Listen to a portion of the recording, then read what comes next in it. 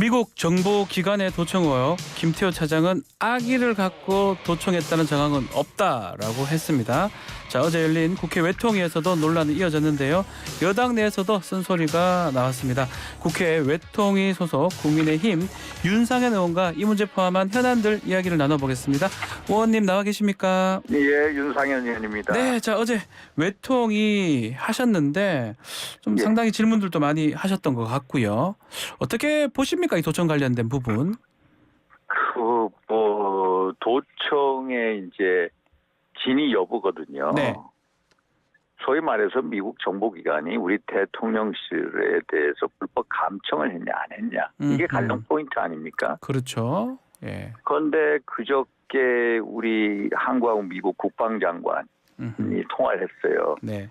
그래서 상당수의 의견 일치를 봤다는 게 뭐냐면 문건의 상당수가 왜곡이 됐다. 네. 위조가 됐다. 이렇게 얘기하거든요. 예. 근데 그게 주요 포인트는 아닙니다. 아. 문건이 떠돌다가 위조될 수가 있죠. 그게 무슨 게임 업체 디스코드 해가지고 그런 온라인으로 타고 이제 전파가 됐거든요. 예. 그 사이에 왜곡이 될 수가 있거든요. 그러면은 상당수의 문건이 왜곡이 됐다. 국방장관들의 의견 일치를 봤다.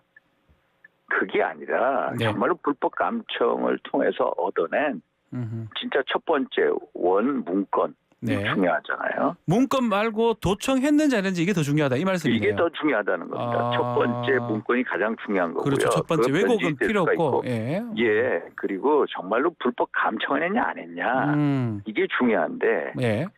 과거 한미관계 역사를 보면요. 예. 미국이 우리 박정희 대통령 시절에도 우리 청와대 불법 감청했거든요. 있었죠, 그런 일이. 네. 예. 또 2013년인가요? 2013년도인가 그 미국 국가안보국에 에드워드 스노든이라는 사람이 이제 그때 또 폭로를 했습니다. 미국이 메르켈 독일 총리의 그 전화기를 10년 동안 도청을 한 거예요. 네. 네? 그런데 거기서 그 당시에 또 나온 게 뭐냐면 미국에 있는 그 각 나라 주요 국가의 대사관을 38개 국가의 대사관을 도청한다는 거예요. 네. 거기 일본도 들어가 있고 한국도 들어가 있습니다. 네. 그러면은 그런 연장선상에서 미국 정보기관이 우리 대통령실에 대해서 감청을 한다라는 의혹을 갖는 거는 당연히 합리적인 네. 판단 아닙니까? 그렇죠. 예. 그렇죠. 그래서 그게 중요한 거예요. 우방국에 그래 도청한다는 게 그게 한미동맹 70주년 최고의 동맹이라고 하는데 예. 진짜 혈맹인데 얼마나 못 믿어서 남의 나라 그 불법 감청을 하냐. 이거는 만약에 그게 사실이라면 명백한 주권 침해라는 거고요. 예. 그런 거에 대해서 사과하고 재발 방지 때처럼 발휘해야 된다. 이게 진짜 한미 간의 동맹이다. 예. 정말 대단한 동맹이 돼야 된다. 이런 입장에서 저는 말씀을 드렸습니다. 그 말씀인데 대통령실은 좀 미국을 좀 두둔하는 모양새이기도 하고, 어제 김태호 차장 같은 경우는 악의적 정황은 없는 것 같다라고 또 얘기를 했거든요. 그러니까 어떤 그러면 선의를 가지고 도청합니까? 그거는 제가 보기에는 좀 더 네. 신중하게 답변했으면 하는 그런 바람이 있습니다. 악의적으로 도청한 정황이 없다? 네. 그거는 좀 말이 안 되는 것 같고요. 네. 이거 우리 국민들이나 모든 정치권에서 불법 감청을 했냐? 우리 최고 동맹 국가인데 예. 이게 주요 포인트잖아요. 그렇죠. 네. 그래서 물론 대통령실 입장에서 대통령실에 대한 도감청 의혹은 터무니없는 거짓 의혹이다 이렇게까지 얘기를 했거든요. 네. 근데 터무니없는 거짓 의혹이라면 우리가 그거에 대해서 미국이 자료 요구를 하고 또 그거에 대한 진상 규명을 해야 되는데 아직까지 사실관계 파악이 안 돼 있습니다. 네. 근데 벌써부터 그런 식으로 얘기할 필요성이 있었나? 그렇죠? 그렇게까지 할 필요는 없었다는 겁니다. 네. 물론 제가 보기에는 4월 26일 날 대통령이 이제 12년 만에 국빈 방문을 하고 상하원 합동 연설도 하고 그러지 않습니까? 그렇습니다. 아주 중요한 그 대사를 앞두고 이게 괜히 불똥이 튀면 안 된다. 그런 건 충분히 이해가 됩니다. 그러면 그렇더라도 물밑에서는 우리가 당당하게 네. 사실관계 파악을 위해서 진상규명 강하게 요구하고 음흠. 기밀 문건에 대해서도 당연히 정보를 요구해야 되고요. 네. 그게 합당한 대책이라는 게 그게 진실이다. 불법 감청이 진실이라면 그거에 맞게끔 사과와 재벌방 대책을 받아야 해야 된다. 된다. 예, 그게 제 입장입니다. 어제 외통에서 우상호 의원이 뭐 내 할 게 없다. 뭐 윤상현 의원이 다 하셨다. 내 질문 또 예, 이렇게 예. 얘기를 하면서 근데 예. 이제 야당 주장 중에 하나가 대통령실 졸속 이전 때문에 이런 일이 발생했을 것이다. 이렇게 얘기를 하는데 그 부분 어떻게 보십니까? 자꾸 야당에서는 네. 뭐 천공 뭐 계속하면서 예. 대통령실 이전이 잘못됐다라고 얘기를 하거든요. 네. 근데 미국이 예를 들어서 청와대에 있을 때도 미국이 밥 먹으면은 토청할 수 있을 정도가 되거든요. 네네네. 어떤 뭐 대통령실 이전이 돼서 그렇다 그거는 너무 과도한 기승전 뭐 청와대 이전 문제를 기결시키는 야당의 정쟁거리와 가능성이 있는 문제고요. 네. 그거하고 상관없이 미국이 맘만 먹으면은 그게 예를 들어서 청와대에 있든 용산에 있든 어디 제주도에 있든 다 할 수 있다는 거. 네. 그게 더 중요하죠. 그래서 대통령실 이전에 자꾸 갖다 맞추는 거는 좀 자제해야 할 필요성이 있다라는 겁니다. 의원님은 지금 불법적인 도청이 있었다고 좀 확신을 하고 계시는 겁니까? 저는요. 예. 당연히 충분히 가능성이 있죠. 충분히 가능성이 있다. 그럼요. 예. 알겠습니다. 미국을 너무 네. 모르게 당연히 하죠. 당연히 할 것이다. 예. 예, 그러면. 문건은 뭐 가짜지만 도청은 했을 것이다. 이렇게 보신다는 거예요. 그러면 그 문건이 1월 달부터 돌아다녔다는 거거든요. 그러면 그게 어디로 통해서 전파됐냐? 뭐 디스코드, 텔레그램, 트위터 이런 데 하면은 돌아다니면서 그게 왜곡이 있을 수가 있거든요. 그 미국 국방부 장관도 이 상황을 심각하게 인식한다는 거거든요. 네. 그 포탄 사실 그 뉴욕타임즈 보도에 보면요. 뭐라고 그러냐면 국방부 관리들이 거의 대부분 영어로 말씀드려 죄송합니다. For the most part. 예. 거의 대부분. 리얼이다. 진짜다라고 얘기해요. 거의 대부분 진짜다. 존 컵이라고 미국 국가안보실의 전략소통 이제 조정관이라고 있거든요. 네. 그 사람 뭐라면 some of them 일부가 왜곡됐다, 조작됐다. 이렇게 얘기해요. 거의 대부분이 맞다라는 거거든요. 그게 지금 보면 155mm 포탄 수십만 발 그것도 지금 보도가 되고 있잖아요. 그것도 뭐 좀 절충안이나 진실일 가능성이 크다 이렇게 보시는 거군요. 근데 155mm 포탄에 대해서 10만 발이 이제 미국에 팔았습니다. 예. 팔았습니다. 그거 다시 이제 10만 발 요구하니까 우리가 뭐 50만 발을 대여식으로 한다 이런 식으로 하는데 사실 상당 부분 왜곡이 있었다라고 하면은 적어도 이제 그 최고 이 국방 외교 이 관계자분들은 알아야 되거든요. 네네네. 그게 어디가 진실이고 어디가 왜곡이 됐는지. 155mm 포탄 10만 발이 미국에 간 건 사실이고요. 네. 그러나 김성한 국가안보실장하고 이문희 외교비서관하고 155mm 포탄을 폴란드에다가 우회적으로 33만 발만 이제 제공하냐 마냐 이거 가지고 얘기를 했다는 거거든요. 그러면 그거에 대해서 진실 여부를 그냥 단지 김성한 국가안보실장이 그건 아니라고 얘기가 들려왔다 이 정도거든요.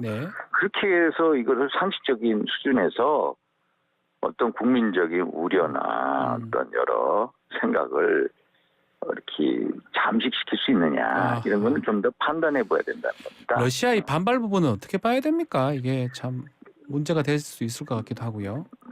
러시아는요. 이게 사실 러시아도 다 알고 있습니다. 알고 있습니까? 러시아가 가장 우려하는 것은 솔직히 그 영어로 lethal weapon이라고 합니다. 살상용 무기를 계속 미국이 우리에게 요구를 했거든요. 우리가 계속 거부를 하고 우리는 인도적 차원에서 여러 이제 의약품, 전투식량 이런 거를 보냈거든요. 근데 러시아도 우려할 게 못 되는 게 러시아는 당연히 북한으로부터 포탄을 공급을 받고 있습니다.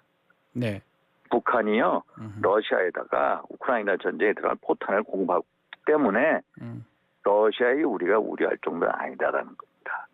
북한으로부터 벌써 거기는 공격 살상용 무기를 직접 받고 있습니다. 수입해서. 자, 이문희 비서관이 어제는 불참을 했는데 오늘은 나올 수 있을까요? 나오지는 않을 거예요. 아, 안 나옵니까? 예. 예. 나와서 좀 얘기를 해야 될 필요가 있을 것 같기도 하고 어떻게 그거는 예, 그거는요. 네. 이제 정부 차원에서 네. 결국 이런 문제가 있으면은 과거의 사례가 보더라요. 메르켈 총리가 10년을 도청했다 해가지고 막 소송을 하겠다고 그러고요. 예. 오바마 대통령한테 용납할 수 없는 행위라고 막 했습니다. 오바마 결국 사과를 했습니다. 예. 그런데도 결국 소송 없이 끝나거든요. 불란서도 당시 FTA 하면서 막 추가적으로 안 된다. 그 당시 7,500만인가 불란서 국민 전체를 도청을 해버린 겁니다. 네. 그때도 막 세게 나갔다가 결국 뭐 없었다는지 조용히 가거든요. 결국 서로 압니다. 서로. 그 나라에서도 또 미국을 이제 만약에 미국 대사관이 파리에 나와 있다면은 그거에 대해서 불법 감청할 수가 있는 거죠. 네. 그래서 이런 문제는 처음에 터지면은 막 시끄럽게 하다가 잠잠해집니다.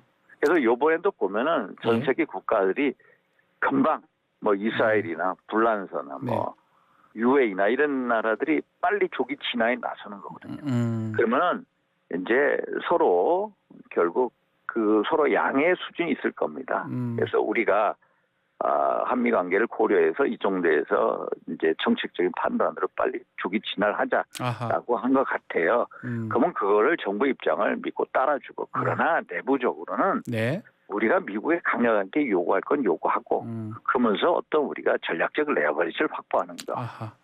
그게 중요하다. 근데 우리는 먼저 좀 안타까운 것은 뭐냐 너무 빨리 이게 이렇게 됐다는 거. 네. 좀 안타깝습니다. 예를 들어서 독일의 메르켈이나 프랑스 올랑드 대통령이나 또 이 브라질 대통령, 요셉 대통령 같은 경우에는 당시 2013년 가을에 예정인데 국빈 방문을 취소하면서까지 강력하게 대응을 했거든요. 우리도 사실 그 정도는 좀 해야 된다. 이 도청이 사실이라면 이 재발 방지 촉구 이렇게 좀 해야 된다. 이렇게 보시는 거군요. 예. 그러니까 초기 대응이 중요한데 초기 대응. 우리 이제 정부적인 판단을 제가 생각하는 좀 다르게 판단하신 것 같아요. 네. 좀 잘못된 것 같다. 예. 아니면 뭐 잘못된 그분 나름대로의 판단이 있었겠죠. 네. 알겠습니다. 자, 일본 얘기도 좀 해보겠습니다. 일본이 지금 외교청사에 독도 고유 영토다 이렇게 기재를 계속 하고 있거든요. 예. 한일 회담을 했는데 이게 성과로 별로 안 나오는 것 같기도 하고요. 그 외교청사에 나오는 것은 매번 그렇습니다. 이거 이제 뭐라고 그러면은 그 캘린더성 도발이라고 합니다. 2월 달이 되면은 독도는 장애의 땅이다. 예. 또 국방백서 3월에 나오면 거기서도 또 주장하고 4월 달 외교청사에서는 또 얘기하고 매번 같은 식의 도발을 한다. 이거는 매년 있어왔던 도발인데 이게 참 안타까운 게 뭐냐면 독도는 국제법적으로나 지리적으로 역사적으로 대한민국 영토입니다. 근데 얘네들은 뭐냐면은 계속해서 이 문제를 시끄럽게 해서 이슈화를 시키는 겁니다. 네. 이슈화. 당연히 우리 땅인데 우리가 시켜 지배를 하고 있는데 이슈화를 시켜가는 어떤 의도가 있다. 그래서 우리는 항상 또 고다른 어떤 패턴에 맞춰서 우리도 그쪽에 대응을 하고 있습니다. 우리도 뭐 주한 일본 대사를 추치해서 이건 아니다 강력하게. 조치하고. 이런 식으로 가고 있습니다. 알겠습니다. 이거는 한일 정상회담하고는 사실 별개의 캘린더성 도발이다. 매년 해온 도발이다. 알겠습니다. 예. 자, 지금 저 당내 현안도 한번 질문을 드려보겠습니다.